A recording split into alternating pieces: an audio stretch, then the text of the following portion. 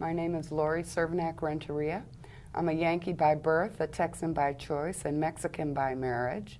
I've lived in Austin since 1979, and I'm here to tell you a story about Homer the homeless goose. Wonderful. Thank you so much for joining me. So, when did you first get to know Homer? Well, what happened was the Salvation Army was trying to relocate into a newer, better facility. They had been without showers for about 2 years. And the population was growing, and Mayor Cooksey was the affordable housing chair for the National Conference of Mayors. And in 1988, he hosted he called it the National Congress on Affordable Housing and Homelessness. And we had experts from all over the country come to Austin, and we showed off our great community-based development corporations, which were strictly building single-family homes at the time. And we learned from the National Coalition from the Homeless and Mitch Snyder and some homeless advocates from across the nation how we could grapple with our increasing homeless problems in the downtown area. And this was 88, you said? In 1988. So a meeting of the local advocates who had all served on the first Mayor's Task Force for the Homeless, which I believe we started in 1985, and we spent almost 3 years coming up with what we called the 5-step plan to end homelessness. And it was kind of built on Pavlov's hierarchy of needs. Mm-hmm. And we met with Louisa Stark, who was the president of the National Coalition at the time, and it was a room full of do-gooders, and she said, all y'all do-gooders, somebody in this room needs to take off their suit, put on their jeans, and get out in the street and organize the homeless people to speak for themselves. All I heard all today during this conference was numbers, and you're never going to get anywhere talking about numbers. You have to let the homeless people tell their stories so that homelessness becomes a face, somebody's brother, somebody's mother, somebody's daughter, somebody's child. And that's the only way you're going to make any progress. Well, I was a college student at St. Edward's University, and I had to do a big service project. And I got elected out of the group to be the one to take off my suit and get in the streets and organize the homeless people. So we were meeting at Central Presbyterian Church downtown, and we had formed a nonprofit called the Austin Homeward Bound, and we were going to do a shelter next to the Salvation Army because the Salvation Army wasn't willing to deal with the basic need of permanent housing, whether it was supportive housing with services or just getting people back into rental housing. They were in the shelter business. So when we started meeting with the homeless folks, these do-gooders on the board of Austin Homeward Bound heard these horrific stories about how people were being mistreated at the Salvation Army, and there were no services, and we had built a health clinic, but there was never anybody there, and just story after story after story. And we helped them, us do-gooders, helped them form their own group. They decided to call themselves the Street People's Advisory Council. And we started communicating with the National Coalition of the Homeless in Washington, D.C., Mitch Snyder's group. We were getting newsletters and contacts, and got a lot of support from the Austin Sane Freeze Coalition, Build Homes, Not Bombs, and the Metropolitan Ministries, which is now IACT Interfaith Community. And the Austin Peace and Justice Coalition actually loaned us the list and their phone bank, and they started raising some money. And they were definitely trying to become organized, have an office, get off the street. And you know the guy that got shot in the face by Dick Cheney on a hunting trip, Harry Whittington? He's an Austin-based lawyer, and he was walking down Congress Avenue and ran into James Williams and offered James an office next to Co-op Radio down on 5th Street. So that was kind of the spark, you know, that first business contribution that gave them the self-confidence to move forward. So they decided the phone banking didn't go too well because people didn't know who the Street People's Advisory Council was. You know, they weren't getting anywhere. So they decided instead to organize a larger group of homeless people. So they decided that they would go to the downtown restaurants and ask the people who, many of them used to clean the alleys, take out the trash, little day labor kind of stuff. So they knew a lot of the chefs at the good restaurants downtown. And on a few months before, this very famous Austin photographer, her name is Fawn Gray, her husband gave her a birthday party at the Sheraton on Town Lake. And his gift to his wife was black swans that she then released and gave to the city to be a new feature of, you know, our crown jewel, Lady Bird Lake.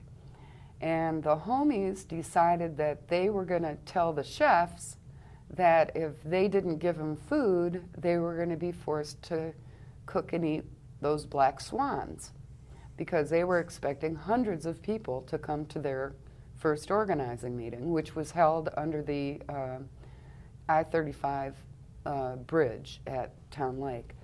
And they actually called the first gathering the first annual Swanathon, and they made up flyers and they took them to these restaurants and said, if you don't give us food, we're going to cook these swans. And it was the best banquet they had ever had. I mean, we had the finest foods. I mean, it wasn't just the scraps. They cooked us cakes and baked us bread, and they just really chipped in, and it was a beautiful feast. So we're down there under the Town Lake Bridge, and James Williams had been kind of elected from the initial group of maybe 5 or 10 folks to be the spokesperson and the leader of SPAC. And he said, okay, well now we're going to make a list of demands because the city council elections are coming, and we're going to organize and make our demands, and this new city council is coming and they're going to help us get off these streets. So they came up with a list of demands, 8 demands, including an end to scab labor, because day laborers had been severely injured, dumped at Brackenridge, you know, with chemical burns and broken limbs and everything. So they wanted to meet with the AFL-CIO Labor Council to have a formal apprenticeship program, a formal day labor that would be safe, and people would get a decent wage and even enter formal apprenticeships. And another was that the City Council would provide money and sweat equity, which is something that they learned from the National Coalition. People were squatting vacant apartment buildings and flats and nursing homes and all kinds of abandoned buildings in cities all over the country, and their city councils were supporting them and allowing them to live in these buildings as they rehabbed them and then they would move to another building that the city owned, and they kind of the old barn raising thing. So they wanted that. They wanted better food. They didn't want the curfew. Tell me about what curfew? Well, there's a curfew at the Salvation Army. They throw everybody out at 7 a.m. and they're not allowed to get back in line until 4 p.m. So they have nowhere to be during the day. And, you know, homelessness should not be a crime. And, you know, we were ticketing and, you know, I mean, we've gotten pretty oppressive when you think about it. Camping ordinances and simple Class C misdemeanors for peeing in public when nobody will let you use their restroom. You know, even our Human Services building at Palm Square locks their restrooms.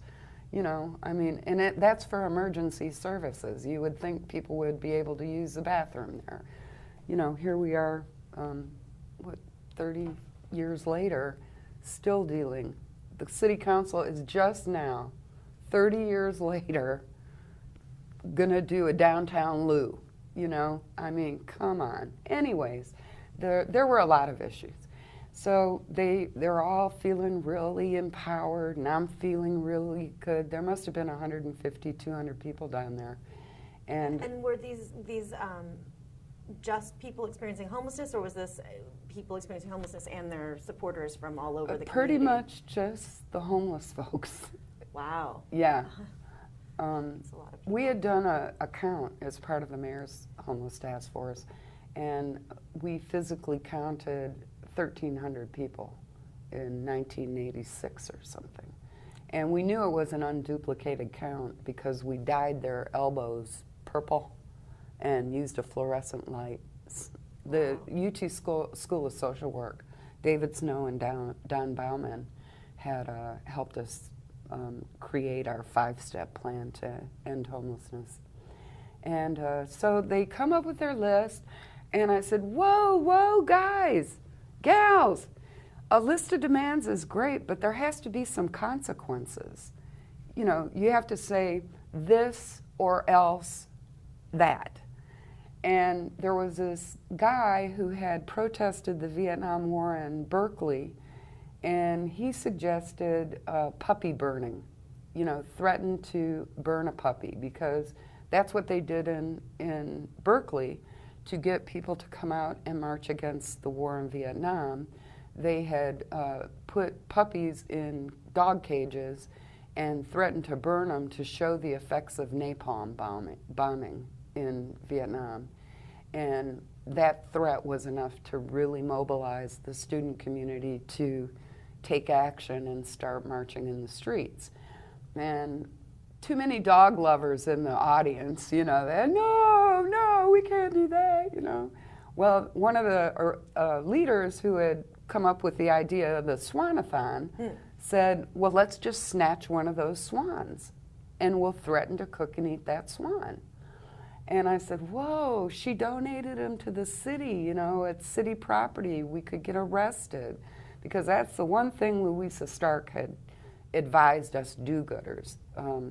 She said, when you give these people their voice and they're speaking for themselves, they're going to vent, they're going to be hostile. You know, your job is to try to keep them out of jail. You know, you can't stop them, you know, from doing what they're going to do.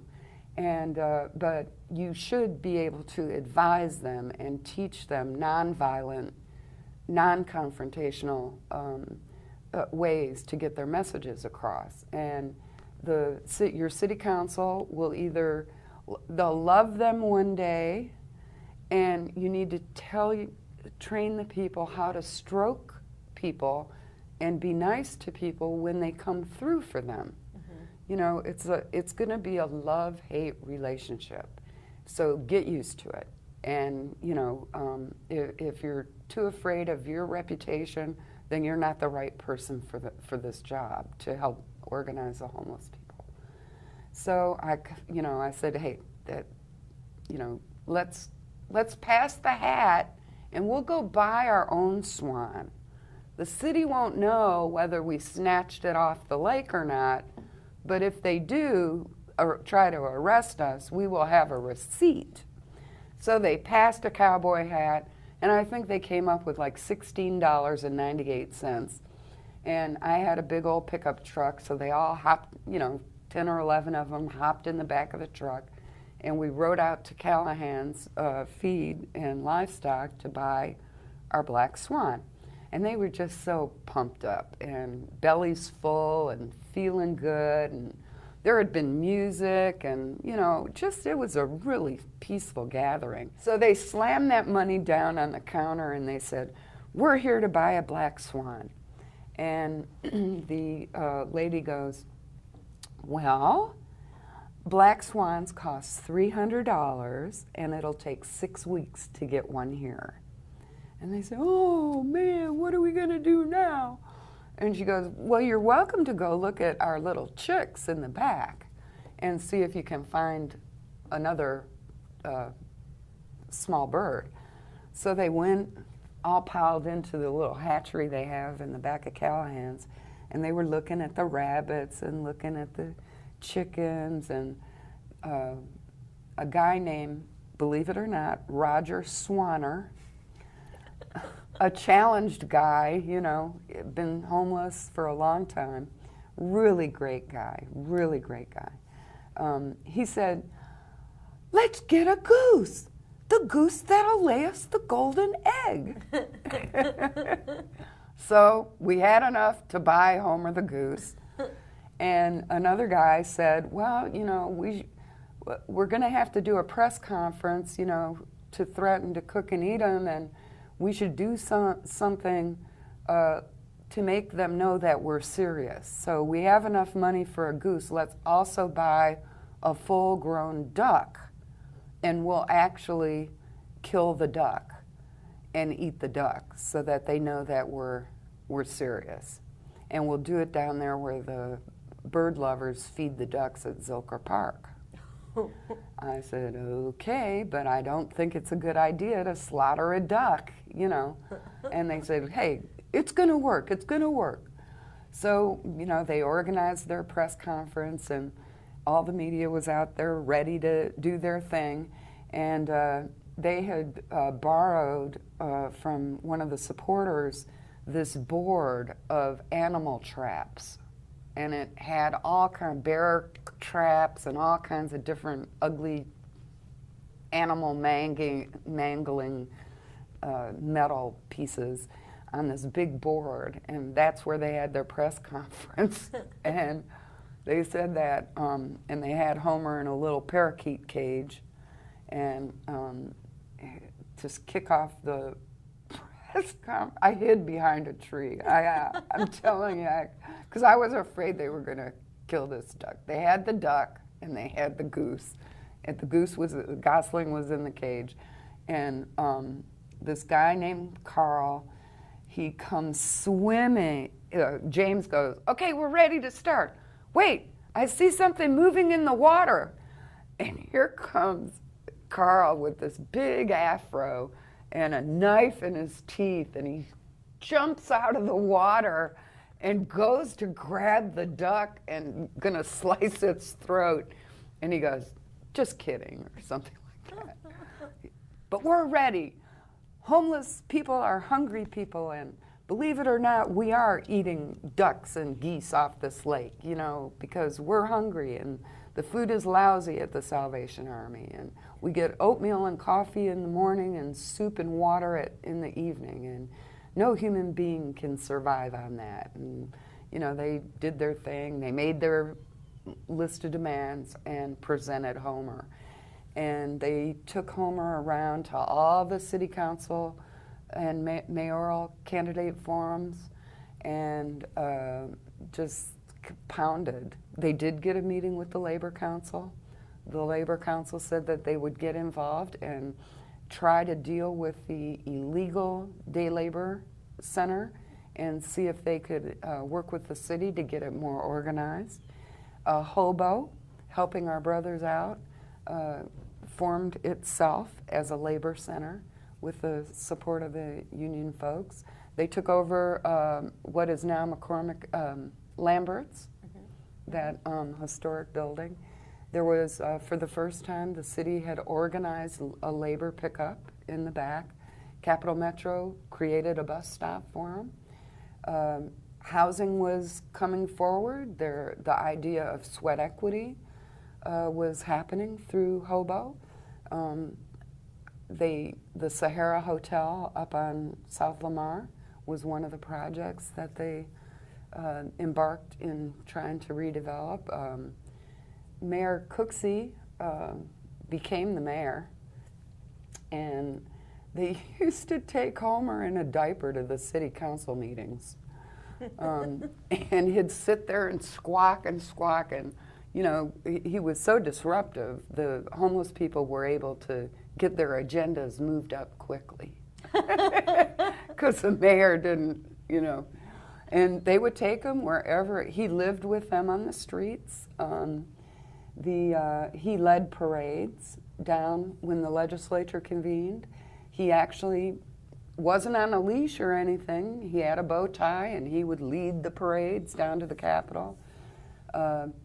Hobo got Willie Nelson to do a indoor Thanksgiving dinner. The comptroller's office had been doing a Thanksgiving dinner on the Capitol lawn outdoors for homeless people for years. But, you know, it was rainy and cold and, you know, not very dignified. And so we now have the Feast of Sharing, sponsored by HEB. That started with Willie Nelson and Hobo, and Hobo came about because, you know, only the really radical housing advocates supported the homeless people and what they were asking for. What happened was Hobo came, Salvation Army got their capital campaign for their new shelter going, you know, Caritas started providing a better meal. They used to make the homeless people line up for cheese sandwiches out the back door of St. David's Episcopal Church downtown. And they met with the Trinity, the church elders and said, you know, why do you make us stand in line outside? It's not dignified. We don't like being objects of scorn and get a job and hey, you bum. And they said, well, we just don't think we'll get the donations if people don't see that we're serving the homeless. Well, you know, the meal moved into Caritas partnered, and now we have a brand new, you know, dignified lunchroom for, I mean, it's still an issue why the Salvation Army is kicking people out and not serving everybody lunch. They only serve parolees and families and women and children who are very temporarily at that shelter because now they have the new women and children shelter. But, you know, so their efforts, you know, made a difference. But so is Homer sort of like the he was their symbol mascot of all of this change? I mean, the symbol of this movement, right? Yes, it was their mascot. And the Peace and Justice, after they did this big thing, and the Peace and Justice Coalition let them do some fundraising, and they attended a national conference in preparation with the Southern Baptist Leadership Council in Atlanta. Somebody loaned us a Winnebago, and we drove out there and got trained and became part of a national movement. Other people started saying, hey, hatch us a hostage. So we tried to find another Goose, you know, because, you know, Homer was ready to, they were ready to hatch more hostages. And it was the same time as Son of Sam, the killer in New York. So they were going to call him Son of Homers and go travel around and help other cities in Texas organize. And their gift would be their own goose to hold hostage. And they had great, great plans. When they went to Atlanta, there was the National Coalition for the Homeless and Mitch Snyder with the Creative Change Shelter Program, the largest shelter in the country in D.C. And they helped us raise money again. Mitch came, and UT had been bulldozing houses in the Blacklands. Back in the day, back in the 60s, I guess, UT, when they expanded along Red River, there were a bunch of minority people that lived along there, and they came and just tore those houses down, and they were going to bulldoze and knock down a bunch of the trees. So a bunch of UT students climbed in the trees to save the trees along Waller Creek near the university. And Mitch had spoken there on July 14th. That's some big French Revolution date. I don't remember what it is. Let them eat cake. Is that Bastille Day? Yeah, Bastille Day, that's it. And he spoke on Bastille Day to organize us to go in October to the National March on Washington. And the Mrs. Poole, an elderly black lady who was on the Community Development Commission organization in the Blacklands, they knew that UT wanted to expand. They didn't know that they were going to send bulldozers at 6 in the morning and start knocking down houses with the furniture still in them. So they called me up and said, "Lori, go get homeless people. We want to put them on the roof." So I went down, picked up the guys. They all went out, got on the roof, saved the housing. And here we are 30 years later, and guess what? UT allowed the Blacklands to save 7 of the houses, and the Blacklands Development Corporation is still housing homeless families in those 8 or 10 cottages. So, the people say Homer the Goose and the Street People's Advisory Council didn't do much, but they made substantial change. Even the editor for the American Statesman got involved. When they took Homer the Goose hostage and threatened to cook and eat him, there was also the raging war over the development in the hill country with SOS, Save Our Springs. And they were trying to get what we now know as the Balcones Canyon land for the golden sheep warbler and the black-cap vireo. And Arnold Rosenfeld was the publisher of the Statesman at the time, and he actually donated handmade artwork, Help Homer campaign button, and said there's something wrong with this town when people care more about birds than they do about the 1,300 homeless people who are dying on our streets. And,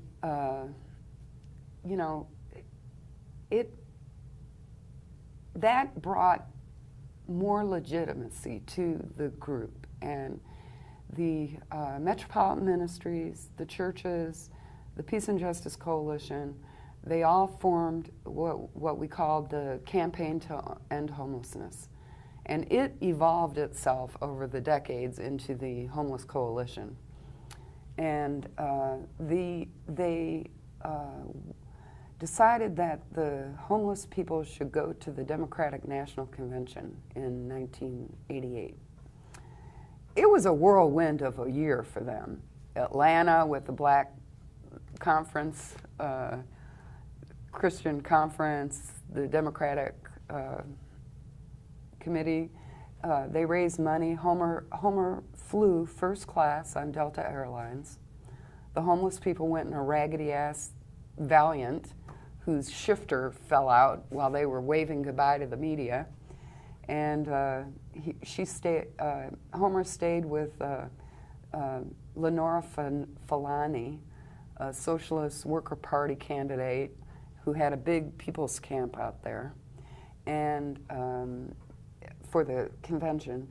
And while they were staying in the people's camp, they learned that in Atlanta, because that's where the Democratic Convention was held, the police had wanted to mow out and destroy all the downtown campgrounds to make it clean and safe for the conventioneers. So the local Atlanta housing advocates had come up with what they called the Mad Housers. And they built plywood buildings that were hinged, and they gave they could be folded up and put on a wagon and moved. And they gave the homeless people a wagon, the plywood house, and a dime to call them if the cops were coming. So they would be in fields and they could collapse their house. When they saw the cops coming with the flashlights, they could collapse the house and hide in the weeds, and the cops wouldn't find a camp. So they'd wait for them to leave and so they were moving these clapboard houses all over the downtown. It was like a cat and mouse game, and they were making an issue about homelessness prior to the convention coming. So when they got back from the convention, the homeless the Austin contingency, the SPAC people, every action they did, they called them SPAC attacks. They came back to Austin and asked the campaign to end homelessness to help them initiate an Austin Mad Housers program. So James, the homeless leader of SPAC, he had become homeless when his girlfriend failed to make mortgage payments on his yacht. He and his girlfriend had lived on a yacht, and he was an over-the-road driver. And he came back to California, and he had lost his home and his girlfriend. And so he asked if they could put him back on the lake and build him a raft. And that would be Austin's Mad Houser project. So they built 2 rafts. The Mad Housers of Austin built 2 rafts, and they launched on October 30th, and Homer the Goose was on the raft with them. And this was still 1988? Yes, late 88 into 99, because we found out that there was a 10 o'clock curfew in the parks, but you could get a $7 night fishing permit that was good for a year. And that's how they got away with it. And it took the city council 6 months or about 6 months, to create an ordinance to do away with night fishing permits and remove the rafts from the lake. And he was out there. The bird lovers went nuts because they saw this goose out there, and they had threatened to cook and eat this goose. And it was a wild. The BBC in London, Australia, Canadian Broadcasting Company. We even had a show, 48 Hours, or I think it was called, and they used to send a crew to live with people for 48 hours around some social issue. They lived on the raft for 48 hours with the homeless people. Oh, wow. It was wild. So you were getting, international media attention, but it wasn't, it seems like it was having some effect on the community, but it wasn't really turning the tide. It wasn't. And, Homer, his story faded. What happened was, when they got removed from the lake, we had 2 lawyers, Beth and Stephen Jelenowski, who's now a judge. They took the case and fought it on a free speech issue. Judge Brenda Kennedy ruled in their favor, but because the homeless people didn't have jobs and weren't fired, or the homeless people themselves didn't get any monetary compensation for their infringement of their free speech rights, but the lawyers were reimbursed for their expenses. And I don't remember how much money it was, but it came out in the paper, homeless people awarded $43,000 or whatever it was. And we had been meeting every Sunday at Palm Park with the Rainbow family people who would provide food, and that was kind of our organizing. They had their office, but they couldn't have meetings at the office. The meetings had to be not in the office. And is this Rainbow? Is The that Rainbow connected, family. like the Rainbow Gathering? Yeah. Oh, okay. Yeah. I didn't know about that. Yeah. I mean, I didn't know that they were involved. Yes, they were. Mother Nature, she called herself, and she helped us a lot. She was arrested for illegal erections at the state capitol by putting up "Still No Room at the Inn" house at Christmas time. She also did protests at the animal shelter.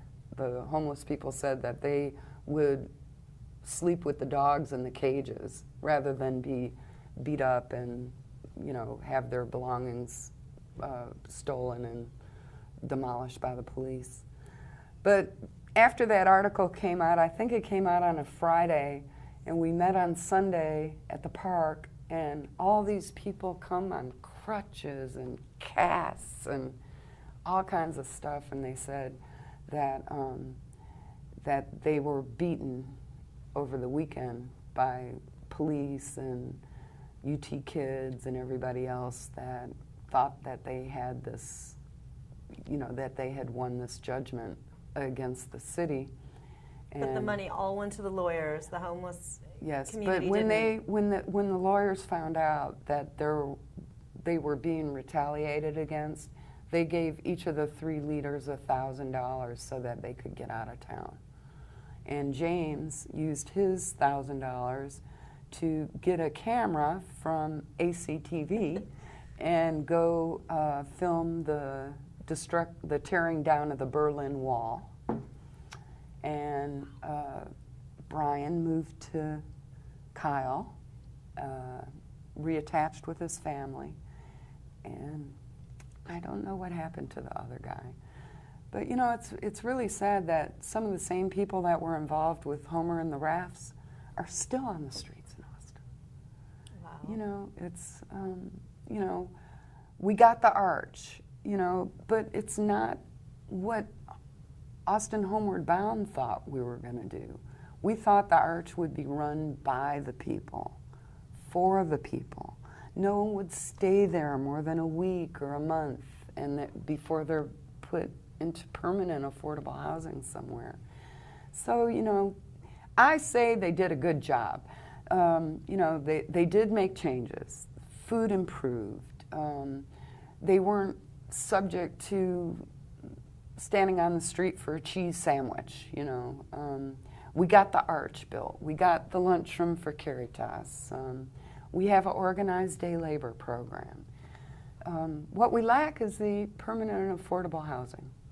And, a lot of it has been, just an anti-homeless attitude of the downtown business people. They think that you can move them somewhere and they'll go away from downtown.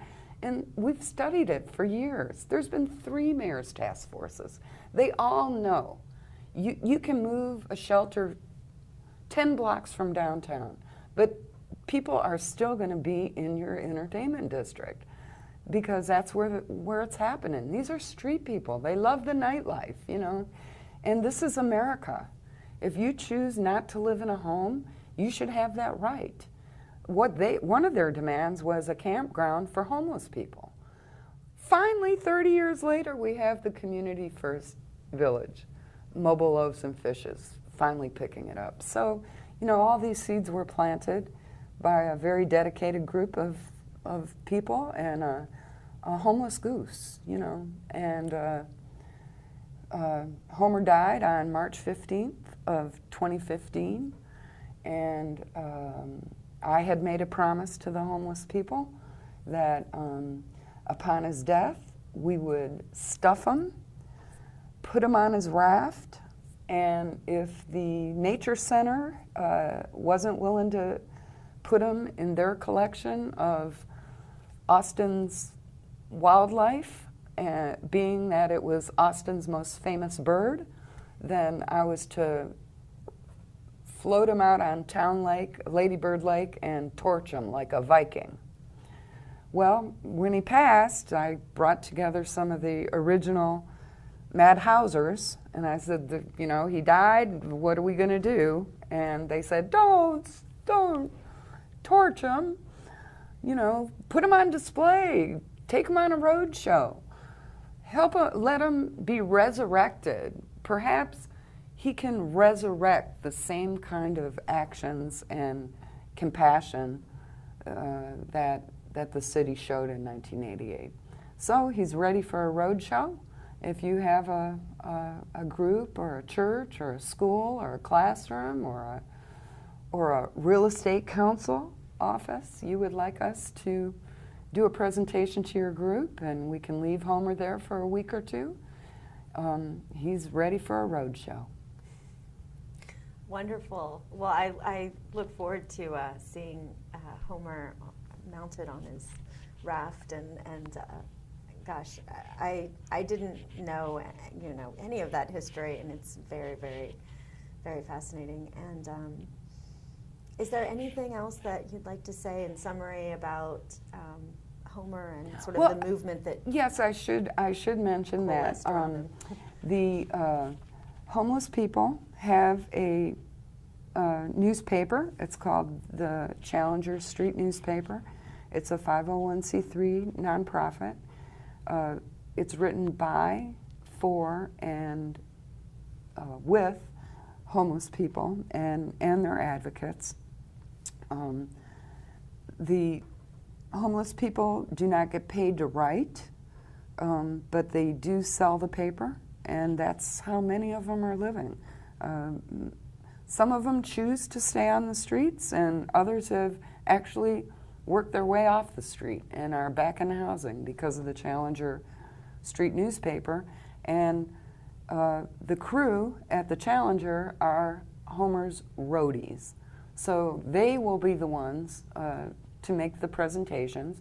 So you can meet a real homeless person and hear their stories, and maybe you'll be moved, by supporting the Challenger Street newspaper and getting a chance to visit Homer while he goes on tour. You can go to their website, which is www.challengernewspaper.org, and there will be a listing of his tour dates and places.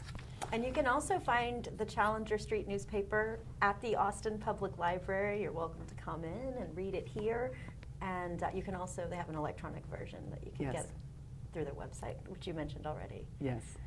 Thank you so much for talking to me today. And I hope that we get a chance to talk again at this really interesting story. Thank you for keeping Homer's story alive.